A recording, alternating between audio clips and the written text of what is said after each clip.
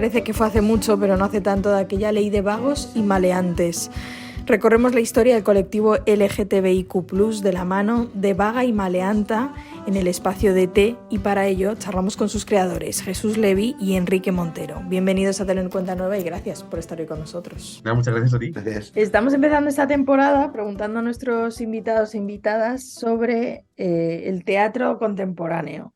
¿Qué creéis que distingue al teatro del siglo XXI, al teatro que se está haciendo ahora, de otro teatro que se ha hecho? Si es que hay algo que lo distingue, ¿cuáles son sus características? Bueno, pues como conozco a Jesús y sé que él no va a responder el primero, Puedo si quieres, ¿eh? no, me lanzo yo.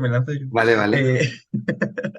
Eh, pues mira, esto es una cosa que hablamos muchas veces en Oniria, eh, sin tener claro que realmente estamos hablando de esto. Y yo creo que algo que tenemos claro y que se repite mucho en las reuniones que tenemos es que probablemente lo que diferencia al teatro del siglo XXI de otros teatros es la necesidad de reivindicar el espacio en directo, eh, en contraposición a los espacios o al contenido o a la cultura del entretenimiento que se puede ver por streaming. Entonces, creo que el teatro contemporáneo, todos los que hacemos teatro contemporáneo, estamos muy focalizados en, primero, seguir contando historias, seguir la tradición del teatro, pero por otro lado, en transmitir al público lo extraordinario que es asistir a un evento único y en directo y todo lo que puede ofrecer el teatro que no puede ofrecer Netflix o HBO o un cine o una pantalla de televisión. Creo. Si me pongo cultureta te digo más cosas, pero creo que en la primera, así la primera idea que se me viene a la cabeza es esa. Sí, bueno, al final, hoy en día hay plataformas que te ofrecen todo en el salón de tu casa, ¿no? Que te puede ofrecer algo que no sea una pantalla, que podemos ofrecer nosotros, desde ahí nosotras, es decir, que se puede. Pues desde ahí ver, creo que desde ahí se está generando ese teatro. Bueno, es un buen punto, desde luego. Hoy hablamos de Vaga y Maleanta, que la verdad es que pensaba que parece mentira, pero hasta prácticamente hace nada existía una ley de vagos y maleantes que casi permitía a las autoridades hacer lo que quisieran, entre comillas, ¿no? Sí, sí, totalmente. De hecho, hay un momento del espectáculo que se hace un poquito recorrido por la historia más reciente, que esto es muy reciente, pero incluso la historia más reciente del colectivo LGTB y creo que es una de las partes que más conmociona al público, que de repente se den cuenta de que hay datos de esa historia, como el año de la ley de matrimonio igualitario, o este tipo de leyes que de repente ya no es 1900 poco, ya es 1900 mucho e incluso 2000 algo. Y sobre todo con la ley de, con la ley de matrimonio igualitario, eh, esta cosa de que el año de esa ley sea 2000 algo, de repente hace en el público, claro que estábamos hablando de un milenio diferente, estábamos hablando de un siglo diferente que fuera 1900 y mucho. Y, y bueno, al final yo creo que lo que pasa en este tipo de cosas cuando te echas las manos a la cabeza con cómo es posible que esto haya sido y haya sido hace nada, bueno, yo creo que también pasa con otras muchas cosas, otros aspectos de la realidad actual de la sociedad española, que hasta que de repente no pasan 2 o 3 añitos de que se aprueba una ley, no dices, uff, ¿cómo es posible que esto no estuviera antes? Eh, o cómo es posible que no me haya dado cuenta de que este ciudadano mío, compañero, amigo, no tenía los mismos derechos que yo. Uy, ¿cómo es posible que no me haya dado cuenta de que mi vecino del tercero no era igual de ciudadano que yo? No tenía la misma libertad que yo, no tenían los mismos derechos que yo. ¿Cómo no me he podido dar cuenta antes? Y creo que eso sigue pasando, aunque nos echemos las manos a la cabeza con, uy, que, hace demasiado poco que esto estaba aquí, ¿no? ¿Tú qué opinas, Jesús? Jesús, manifiéstate. Totalmente igual. Es decir, en eso estamos totalmente en la misma página. Me parece interesante que además, como planteáis la función que al final nos lleva a un cabaret, en el fondo, casi que por aquel entonces los cabarets también se convirtieron en ese refugio, ¿no? En ese refugio de, para no ser vago y maleante, pues al final, ¿qué vas a hacer? Pues juntarte en tu pequeño espacio. Bueno, hay una de las historias que se cuenta de Sofía, ¿no? Que actuaba en una sala de fiestas porque era como el lugar donde tenía ¿no? para poder ser ella. Y en cualquier otro trabajo no podía y en una sala de fiestas, en un lugar de espectáculo donde podía, vamos, donde podía ser más libre dentro de la situación que había. Sí, Entiendo que... además yo creo que... Uy, Sí, perdona. no, no, no, perdona, perdona, dime. Sí, yo creo que al final hay una cosa que es un hecho transversal en toda la historia del colectivo, que son los espacios libres de violencia. Y normalmente esos espacios siempre han sido lugares clandestinos o lugares ocultos o lugares fuera de los mapas que han servido a muchísimas personas de refugio para ser ellos mismos o incluso normalmente todo esto se asocia con lo sexual y está bien asociado, o sea, no es un estigma. Por un lado sí, porque dependiendo cómo se asocie, ¿no? Pero por otro no es ningún estigma. Al final, ¿qué se está persiguiendo? Pues tus preferencias, tus gustos, tu identidad afectivo-sexual. Entonces, ¿qué necesitas? Pues un espacio donde poder explorar eso, donde poder ser eso, donde poder explorar esa dimensión tuya que no puedes explorar en otros aspectos de la vida. Entonces, estos espacios de fiesta, estos espacios clandestinos, estos espacios de encuentro, que normalmente, que a veces eran de fiesta y otras veces no, a veces eran la parte de atrás de unos arbustos de un parque, pues estos espacios estas pequeñas grietas del sistema, estos espacios ocultos, al final eran una explosión de libertad dentro de la represión. Y eso siempre ha ido de la mano de la historia del colectivo, por lo menos en la historia más reciente. De hecho, pensaba en, supongo que os habréis tenido que documentar mucho para construir esta función, para construir estas historias y a la vez que es interesante porque no hablamos mucho de la historia del colectivo, ¿no? No se mira mucho hacia atrás y se hace un poco de retrospectiva, como, bueno, venimos de esto. Y además que pertenece a la historia de España, una historia que no conocemos. Que muchas veces es lo que decimos, digo yo, que esta parte no la conocemos y ¿por qué no la conozco? ¿Por qué me están ocultando esto? ¿Quién quiere tapar esto?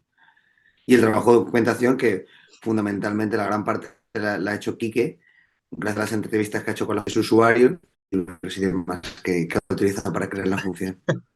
Hay mucha gente que como que le entra un poco el nervio, que muchas personas reaccionan de diferentes maneras ante el término historia LGTB, ¿no? Y parece como que les escuece y que no lo entienden. Y hay veces que yo intento poner sus gafas y digo, vale, por qué esto escuece, ¿no?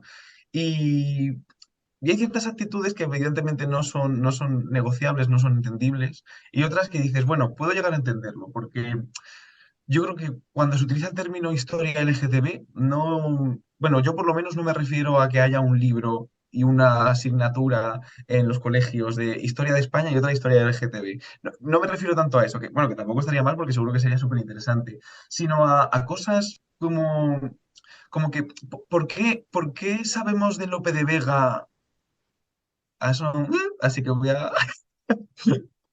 Lo de, por qué sabemos de Lope de Vega que era un mujeriego? O sea, porque sabemos de muchos, de muchísimos hombres y también mujeres de la historia, como Isabel II, que les gustaba muchísimo acostarse con sus amantes. ¿Por qué sabemos eso de ellos, que eran heterosexuales? Isabel II tenía ciertas experiencias que quizá nos hacen ver que no tanto, pero bueno, ¿por qué sabemos eso cuando las figuras históricas son heterosexuales? Y sin embargo hay otras figuras históricas de las que no sabemos absolutamente nada, no sabemos absolutamente nada de nada de nada de su sexualidad y que coinciden normalmente con que se tengan ciertos datos o que sepamos de alguna manera u otra que podrían haber sido LGTB de alguna manera. O que podrían haber tenido experiencias LGTB, o que tuvieron una vez un amante o una amante de su mismo sexo. Ay, no sé cómo quitarlas, perdón. Es que está sonando el tan, tan de mis notificaciones. Ah, no, no, no, no, a mí yo no lo No, oigo, creo que solo lo oyes tú. vale, pues voy a repetir lo último. Vale. ¿Por qué, por qué sabemos la historia de los que sí que son heterosexuales y no sabemos la historia de las posibles figuras homosexuales que ha habido a lo largo de la historia? ¿Por qué antiguamente y durante muchos años, e incluso después de la dictadura en democracia, nosotros en el colegio damos historias de la antigua Grecia, hablamos de Ulises, hablamos yo qué sé, de la Ilíada, de la Odisea, hablamos de todas estas figuras históricas o incluso figuras épicas que son abiertamente bisexuales o que son abiertamente o que tienen abiertamente una sexualidad muy fluida, que lo mismo tienen una amante mujer que otro hombre, con un hombre que una mujer, y eso ese aspecto no lo damos. Damos otras cosas, pero eso no lo damos. Entonces, cuando yo me refiero, por ejemplo, a este término, a historia LGTB, me refiero a estas cosas, a que existan libros como el que ha escrito Álvaro J. de San Juan, que se llama Grandes Maricas de la Historia, donde de repente tenemos ahí un despliegue de gente que o no conocíamos y que han sido relevantes en la historia, o gente que conocemos perfectamente, que todos hemos dado en el instituto, pero que no sabíamos que pertenecía al colectivo. Bueno, al final, desde luego que es una historia por descubrir o por redescubrir. Y me parece interesante que se haga a través del teatro y además que lo hagáis a través de la música, música original y desde luego con mucho humor, que es como entra todo. Sí, es un sello de la compañía, como abordar todo desde el humor. Dentro de que tratemos temas más serios o menos, siempre desde el humor. Obviamente con muchísimo respeto, muchísimo cuidado y sabiendo cómo utilizar ese humor, pero creemos que el público con el humor está muchísimo más disponible y que desde el humor se pueden contar muchas historias. Sí, además, cuando me entrevisté con los usuarios de la Fundación 26 de diciembre, después lo compartía con la compañía, con Jesús, pero también con Colette, con María, con Lourdes, con todos los que formamos Sonira Teatro. Y, y hay cierta cosa que al principio no tuve en cuenta o que no me di cuenta que podía formar parte de este cabaret, que era cómo cuentan las historias o cómo contamos todo el mundo las historias que nos han pasado cuando ya están superadas. Y de repente ahí hay un humor pues, muy sanador, muy empoderante, muy negro, muy ácido, muy corrosivo, pero a la vez muy sano desde el punto de vista del que ya lo ha pasado, del que ya no está ahí. Y creo que lo especial de Vaga y Maleanta es que hemos sabido canalizar esa sensación de las entrevistas, tanto yo desde la escritura, pero Jesús también desde la dirección y todos desde la producción, desde los distintos aspectos, también desde la música, que es lo que decías, que es lo que decías tú, Elvira, que de repente hemos sabido canalizar esta cosa de esto me puedo reír porque esto es mío y esto me ha pasado. Y entonces a través de estas historias, de estos personajes, de estas personas reales que les ha pasado, de repente encontramos ese botón en el que decíamos, ¡buah! Esto, qué doloroso, pero creo que puede ser un cuplé por la manera de abordarlo, por cómo me lo ha contado esta persona, por la manera socarrona que tiene de referirse a ello, o incluso desde el punto de vista muchas veces clownesco de que se ponen ellos en la situación y te lo cuentan como, mira, mira lo que hice yo en este momento así, pese a que desde fuera suena como algo terrible y horroroso. Y sin embargo, a través de estas palabras de la superación y de la apropiación del dolor, es qué divertido, por qué quiero llorar? ¿Y por qué quiero llorar y reír a la vez de esto que me estás contando? Y eso es lo que hemos intentado hacer con Vaga y Maleante y también a través de la música, de ser muy canallas con la música en muchas ocasiones, pero también de darle la entidad que necesita la historia a través de la composición. Desde luego que al final está claro que la realidad supera la ficción y al final como que no hay nada más potente que la historia de alguien contada bueno, luego desde luego tratada para hacer la ficción, ¿no? Pero como que no hay nada más potente que esa verdad. Sí, tal cual, al final yo creo que, también volviendo a la pregunta del principio, el teatro del siglo XXI, ¿no? Yo creo que esta frase se ha repetido muchas veces de muchas bocas y probablemente sea de alguien muy importante, que no me acuerdo quién es, pero al final creo que nuestro trabajo consiste en hacer del ordinario algo extraordinario. y en eso trabajamos y creo que eso debería ser el teatro y cualquier ficción que se componga. Bueno, chicos, antes de despediros, esta sección se llama Sin café como excusa. A todos nuestros invitados les invitamos, valga la redundancia, a imaginar por un momento a quién invitarían a un café, a quién sentaréis ahora en vuestra mesa a tomar un café. Puede ser una persona que ya no esté viva o un personaje de ficción. Joder, qué pregunta. Yo creo que lo tengo. Yo me sentaría con Robbie Williams. Enrique, Buah, qué difícil. Es que a mí me gusta mucho el café. Eh, entonces, Qué tonto. claro, me gusta mucho el café y me gusta mucho hablar. Entonces, es que yo haría una rave con mucha gente. Em, Buah, qué difícil. Pues probablemente ahora mismo intentaría buscar, más que con alguien muerto, cogería a alguien vivo y como me gusta tanto hablar y tanto hacer estas cosas, incluso a alguien conocido cogería, de verdad, intentaría sentar ante mí a la persona que estuviera en más desacuerdo conmigo ahora mismo. O sea, la persona que más odio tuviera hacia mí ahora mismo, que más odio tuviera hacia mi forma de pensar, hacia mi ideología y mi manera de ser para tomarme un café con esa persona. O sea, creo que ese sería mi café, porque creo que sería una conversación muy interesante. bueno, eso desde luego. Jesús Lavi, Enrique Montoro, gracias por habernos acercado a Vaga y Maleanta en el espacio de té. Ahora sí, que podéis ver estos fines de semana hasta febrero, ¿no? Hasta Sí, el hasta 11 el de febrero, febrero. sí. Y nada, gracias por acercarnos, gracias por estar en el programa y mucha suerte. Nada, Gracias a muchas ti. gracias.